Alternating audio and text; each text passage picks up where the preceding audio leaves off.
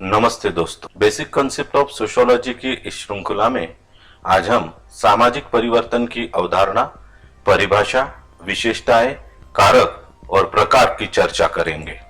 सामाजिक परिवर्तन का अर्थ। परिवर्तन एक सर्वव्यापी नियम है, इसलिए मानव समाज में सदैव कुछ न कुछ परिवर्तन अवश्य ही होता रहता है। समाज कभी स्थिर दशा में नहीं रहा है। अन्य शब्दों में, हमारा समाज सदैव गतिशील रहा है। वास्तव में किसी ऐसे समाज की कल्पना नहीं की जा सकती जिसपे ना तो कोई परिवर्तन हो और ना ही उसमें कोई गतिशीलता हो। वास्तव में परिवर्तन प्रकृति का नियम है, इसलिए समाज की सभी संस्थाएं, संस्कृति, सभ्यता, रूढ़ियां एवं समितियां आदि परिवर्तन की प्रक्रिया से प्रभावित है। इस बात को स्पेंसर ने इस प्रकार से व्यक्त किया है, सामाजिक परिवर्तन सामाजिक विकास है। इसकी कुछ परिभाषाएं निम्न प्रकार की है। मैकआइवर और पेज कहते हैं, सामाजिक परिवर्तन एक ऐसी प्रक्रिया है जिस पर विविध प्रकार के परिवर्तन का प्रभाव पड़ता है, जैसे मानव निर्मित रहन सहन की दशा में परिवर्तन, मनुष्य दृष्टिकोण में परिवर्तन तथा ऐसे परिवर्तन जो मनुष्य के नियंत्रण के परे है, अर्थात जो वस्तुओं की तथा भौतिक प्रवृत्ति के द्वारा किए जाते हैं। किंगले डेविड का कहना है, सामाजिक परिवर्तन उन विकल्पों से संबंधित है सामाजिक संगठन में होते हैं, अर्थात समाज के ढांचे तथा कार्यों में होने वाले परिवर्तन सामाजिक कहलाते हैं। जिनके मतानुसार सामाजिक परिवर्तन वह शब्द है जो सामाजिक प्रक्रिया, अंतरक्रिया या सामाजिक संगठन के किसी अंग में विचलन या रूपांतरण को वर्णित करते हैं लिए प्रयुक्त किया जाता है। उपयुक्त विवेचन से स्पष्ट होता है कि समाज में किसी न किसी रूप में सदैव परिवर्तन होता रहता है।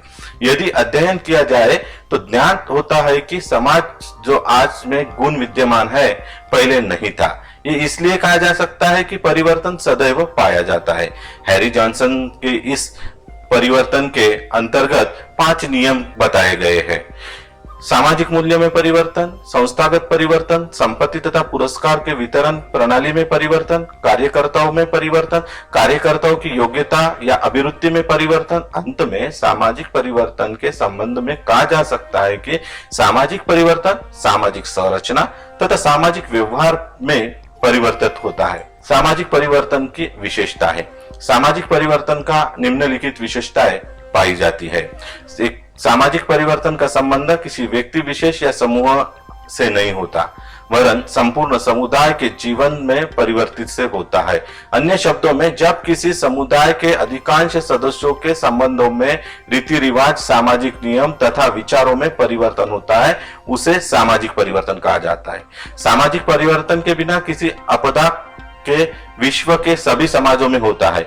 यह परिवर्तन आदिम समाज से लेकर आधुनिक समाज में दिखाई देता है, इसलिए इसे सार्वभौमिक तथ्य कहा जाता है। सामाजिक परिवर्तन अनिश्चित होते हैं तथा इसके बारे में भविष्यवाणी नहीं की जा सकती। इसके परिवर्तन के संबंध में केवल संभावना ही व्यक्त की जा सकती है, कोई व्यक्ति इसके बारे में दावा नहीं कर सकते। सामाजिक परिवर्तन एक अनिवार्य तथा आवश्यक घटना है। विभिन्न समाजों में परिवर्तन की दिशा व मात्रा में अंतर पाया जाता है, किंतु इसे न तो स्थगित किया जा सकता है और न ही इसको रोका जा सकता है। सामाजिक परिवर्तन की प्रवृत्ति जटिल है तथा इसमें मापा नहीं जा सकता। मैकआइवर के शब्दों में, सामाजिक परिवर्तन का अधिक संबंध गुणात्मक परिवर्तन से है और गुणात्मक तथ्य का माप न हो सकने के कारण इसकी जटिलता भी बहुत अधिक बढ़ जाती है। सामाजिक परिवर्तन के उत्तरदायी कारक। मैक्स देयर के शब्दों में, सामाजिक परिवर्तन का कारण संस्कृति है। उन्होंने विभिन्न धर्मों और आर्थिक व्यवहारों की तुलना करके सिद्ध करने का प्रयास किया है कि संस्कृति में परिवर्तन होने के कारण ही समाज में परिवर्तन होता है। सामाजिक परिवर्तन मात्र सांस्कृतिक परिवर्तन के कारण ही नहीं, अपितु भौतिक, राजनीतिक, वैज्ञानिक, प्रौद्योगिक से भी होता है। इसके उत्तरदायी कारक इस प्रकार है। प्राकृतिक कारण। यद्यपि आज का मानव पर्याप्त सभ्य है, फिर भी वह प्रकृति पर पूर्णतया स्वामित्व नहीं जमा पाया है। प्रकृति स्वयं अपने तरीके से सामाजिक परिवर्तन का एक कारक बन जाती है। ये कारण ठीक समय क्रियाशील होता है। जब प्रकृति का रौद्र रूप धारण कर लेती है तो मानव प्रकृति को शक्ति से इतना प्रभावित होता है कि वो उसके समक्ष अपना सिर झुका लेता है। भूकंप, बाढ़, अकाल, महामारी आदि प्रकृति के रुद्र रूप है। इससे लोग बेघर तथा बर्बाद हो जाते हैं, वे शरणार्थी हो जाते हैं, जिससे अन्य स्थानों पर जाने से उनकी जीवन शैली में परिवर्तन आ जाता है। स्वाभाविक है, यही प्रकृति का कारण का प्रभाव है। जनांकी कारण जनांकी कारण भी सामाजिक परिवर्तन में महत्वपूर्ण भूमिका अदा करता है। जब देश में अति जनसंख्या की स्थिति हो जाती है, तब देश में पोषण के लिए खाद्य सामग्री का अभाव हो जाता है। साथ ही इस समय जनसंख्या भी तीव्र गति से बढ़ती है। इससे समाज में निर्धनता, बेकारी, भूखमरी तथा साम्राज्य का हो जाती है। इससे सामाजिक विघटन शुरू हो जाता है। इस स्थिति में प्रकृति स्वयं इसका साधन करती है। जनांकी के कारणों में मृत्यु दर तथा जन्म दर दोनों का प्रभाव पड़ता है। जब जन्म दर घटता है तथा मृत्यु दर बढ़ता है तो जनसंख्या घट जाती है। इससे समाज में कार्यशील व्यक्तियों की कमी हो जाती है तथा प्राकृतिक संसाधनों का दोहन नहीं हो पाता। इससे आर्थिक स्थिति गिर जाती है, जिसके परिणाम स्वरूप परिवर्तन होना स्वाभाविक हो जाता है। प्रौद्योगिकी कारण औद्योगिक काल को प्रौद्योगिकी की युग कहा जाता है। सामाजिक परिवर्तन में इसका अत्यंत महत्वपूर्ण योगदान पाया जाता है। जब कोई नवी आविष्कार होता है तो यह सामाजिक जीवन को अवश्य ही प्रभावित करता है। औद्योगिकरण के कारण विशाल नगरों का विकास होता है। उद्योग धंधे के विकास के कारण गांव से लगे नगरों में आकर रहने लगते हैं। इससे नगरों में मकानों की समस्या उत्पन्न होती है तथा सामुदायिक जीवन का ह्रास होता है। इन बड़े नगरों में अपराध की तीव्रता फैलती है। इस औद्योगिक विकास के कारण स्त्रियों को भी कार्य करने का अवसर प्राप्त होता है। इससे उनकी आर्थिक दशा में सुधार होता है। सामाजिक एवं सांस्कृतिक कारण सारोकिन ने संस्कृति की विशेषताओं में होने वाले परिवर्तन को सामाजिक परिवर्तन का मुख्य कारण माना है। वास्तव में हमारा सामाजिक जीवन हमारे विश्व, धर्म, प्रथाओं, संस्थाओं तथा रूढ़ियों पर निर्भर करता है। अतः यदि इनमें कोई परिवर्तन होता है तो सामाजिक जीवन में भी परिवर्तन होता है। सांस्कृतिक कारण सामाजिक परिवर्तन के लिए बहुत ही प्रभावशाली सिद्ध होता है, क्योंकि प्रौद्योगिकी का रूप स्वयं समाज की संस्कृति के द्वारा निर्धारित होता है। मनोवैज्ञानिक कारण उपयुक्त बातों के अलावा सामाजिक परिवर्तन पर मनोवैज्ञानिक जाति का भी प्रभाव पड़ता है। यदि इस बात का ध्यानपूर्वक अध्ययन किया जाए तो समाज तथा सामाजिक जीवन में इस कारण भी परिवर्तन हो रहे हैं, क्योंकि सभ्यता की प्रगति का दिखावटी संबंधों के बीच मस्तिष्क में अनेक संघर्ष उत्पन्न होते हैं। इससे मानसिक संघर्ष दिमाग में उत्पन्न हो जाते हैं। आर्थिक कारण भी सामाजिक परिवर्तन का एक महत्वपूर्ण कारण पाया जाता है। संपत्ति का स्वरूप, व्यवसाय का स्वभाव, व्यक्ति का जीवन स्तर, संपत्ति का वितरण, वर्ग, संघर्ष तथा उत्पन्न का स्वरूप आदि ऐसे प्रमुख आर्थिक कारण हैं जो पर्याप्त सीमा तक सामाजिक जीवन को प्रभावित करते हैं। इनमें से किसी भी एक प्रकार का होने वाला परिवर्तन सामाजिक स्थिति में भी परिवर्तन स्वयं ला लेता है। इसी प्रकार पूंजीवादी अर्थव्यवस्था वाले देशों में समाज दो वर्गों में, धनी और निर्धनता में बटा हुआ देखने को मिलता है और वहां शोषण का साम्राज्य होता है। इससे विपरीत समाजवादी व्यवस्था में उस समाज का ढांचा विपरीत होता है। राजनीतिक कारण सामाजिक परिवर्तन पर राजनीतिक वातावरण का भी प्रभाव पड़ा है। प्राय देश की जनता किसी न किसी राजनीतिक दल अथवा संस्था से संबंधित होती है। यही नहीं कि ये दलीय सदस्य देश के अन्य लोगों को अपने विचारधारा से जोड़ने का प्रयास करते हैं। राजनीतिक व्यक्ति अपने भाषणों के माध्यम से अपने देश के निवासियों को अपनी ओर आकर्षित करके उनमें मानसिक परिवर्तन करते हैं। यही नहीं, राजनीतिक लोग जाति, पाति, धर्म तथा प्रांतीय से कर परंपरागत रूढ़ियों तथा विश्वासों को त्याग कर सामाजिक भावना जागरूक करने का प्रयास करते हैं। औद्योगिक कारण किसी भी देश या समाज के सामाजिक परिवर्तन के लिए औद्योगिक कारण महत्वपूर्ण है, क्योंकि इसके द्वारा औद्योगिक नगरों की स्थापना, नागरीकरण का संघवाद व सामाजिक पिछड़ेपन को दूर करने के लिए निर्धनता क्षेत्र का औद्योगिक विकास आदि के द्वारा लोगों का जीवन स्तर परिवर्तित करते हुए सामाजिक परिवर्तन किया जाता है। अतः यह कारण सामाजिक परिवर्तन के मुख्य भूमिका अदा करता है। सामाजिक परिवर्तन के प्रकार आगामी चर्चा से यह प्रतीत होता है कि सामाजिक परिवर्तन को दो प्रकारों में वर्गीकृत किया जा सकता है। विकासवादी सामाजिक परिवर्तन, क्रांतिकारी सामाजिक परिवर्तन। विकासवादी सामाजिक परिवर्तन। विकासवादी परिवर्तन एक लंबी अवधि के दौरान धीरे धीरे और विकासवादी प्रक्रिया के माध्यम से होते हैं। इस तरह के परिवर्तन बहुत कठोर या उल्लेखनीय नहीं है, वे धीरे धीरे कंडीशनिंग की प्रक्रिया की तरह आगे बढ़ते हैं और लोग धीरे धीरे ऐसे बदलावों के साथ समायोजित करना सीखते हैं। धीरे धीरे लोगों ने ऐसे विकासवादी परिवर्तन को समायोजित किया है जो शहरीकरण और पश्चिमी प्रभाव के कारण हो सकते हैं। यद्यपि हम समाज के एक सदस्य के रूप में कुछ सामाजिक परिवर्तन के लिए समायोजित है जिन्हें हम लाभकारी मानते हैं या हानिकारक नहीं हो सकता। हम उन परिवर्तनों के लिए नहीं ठहरते जो हमारे सामाजिक मूल्य सांस्कृतिक के लिए हमारे समाज के लिए हानिकारक है। और आखिरकार समाज में हमारा आचरण अभी भी बहुत से लोग हैं जो समाज का अनुसरण करते हैं। लोग विकासवादी सामाजिक परिवर्तन के साथ बेहतर समायोजन करने में सक्षम है क्योंकि प्रक्रिया धीमी और क्रमिक है और इसलिए समायोजित करना आसान है।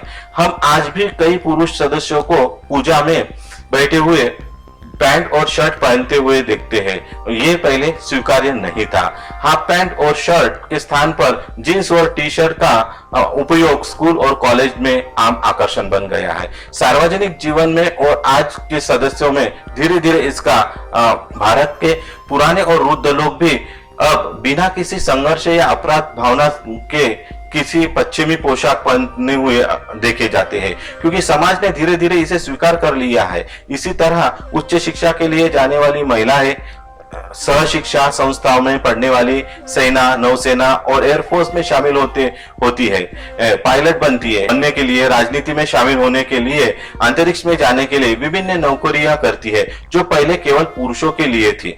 घरेलू मोर्चे के बाहर विभिन्न कार्य करना जो कई दशकों पहले महिलाओं के लिए स्वीकार्य नहीं था, अब वो स्वीकार्य हो गया है। भारतीय समाज में घरेलू काम करने वाले पति जो 100 साल पहले अस्वीकार्य थे, भारतीय समाज में वो आम प्रचलन हो गया है। यह क्रमिक विकासवादी सामाजिक परिवर्तन के कारण ही संभव हुआ है। ये परिवर्तन अचानक नहीं हुआ है। पहले बहुत से लोग कर का भुगतान नहीं करते थे, लेकिन अब लोगों ने इसे कानूनी मानकर कर का भुगतान करने के लिए मन बना लिया है और स्वेच्छा से वह कर का भुगतान कर रहे हैं। यह महत्वपूर्ण विकासवादी परिवर्तन के सरल उदाहरण है जो धीरे धीरे पर्याप्त समय में परिप्रेक्ष्य में होते रहते हैं। क्रांतिकारी परिवर्तन यह विकासवादी परिवर्तन के विपरीत है। जब हमारी सामाजिक प्रणाली के विभिन्न क्षेत्रों में परिवर्तन अचानक, काफी और पर्याप्त रूप में होते हैं ताकि धीरे धीरे होने वाले बदलाव से इसे अलग किया जा सके, तो इसे क्रांतिकारी सामाजिक परिवर्तन कहा जाता है। परिवर्तन ऐसे होते हैं कि वे पूरी सामाजिक व्यवस्था और जीने की शैली, आचरण और अवधारणा को कहते हैं।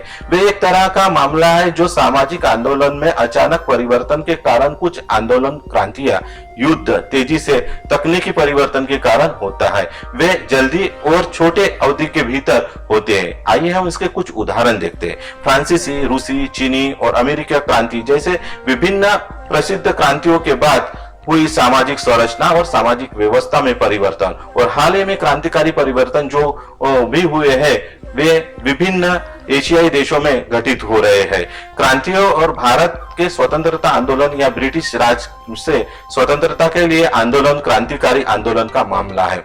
उपनिषदवाद, जाति और वर्ग व्यवस्था की आर्थिक असमानता, आदिवासी जीवन शैली, अंधविश्वास, दमन और उत्पीड़न के खिलाफ लड़ने के लिए भारत की छोटी या बड़ी हरकतें के अलावा वैध उदाहरण है। विधवा विवाह का परिचय, बाल विवाह का उन्मूलन, सती प्रथा, अंतरजातीय विवाह और अंतरधर्मीय विवाह की स्वीकृति कुछ हद तक क्रांतिकारी परिवर्तन का उदाहरण ही है। संक्षेप में उन उल्लेखनीय और कठोर बदलाव जो बहुत कम समय में किसी देश या समाज की सामाजिक व्यवस्था में होते हैं, वे क्रांति या आंदोलन के कारण बड़े या छोटे संभव होते हैं। इस तरह के कठोर बदलाव न केवल एक समाज के लोगों की जीवन शैली को बदलते हैं, बल्कि वे देश के भीतर सहित पूरे देश के बीच संबंध भी बदलते हैं। विभिन्न क्रॉस संस्कृति अध्ययन इस अवलोकन का समर्थन करने के लिए नेतृत्व करती है। मनोवृत्तीय परिवर्तन सामाजिक परिवर्तन के प्रभाव का एक महत्वपूर्ण उदाहरण है, जो या तो विकासवादी या क्रांतिकारी परिवर्तन के कारण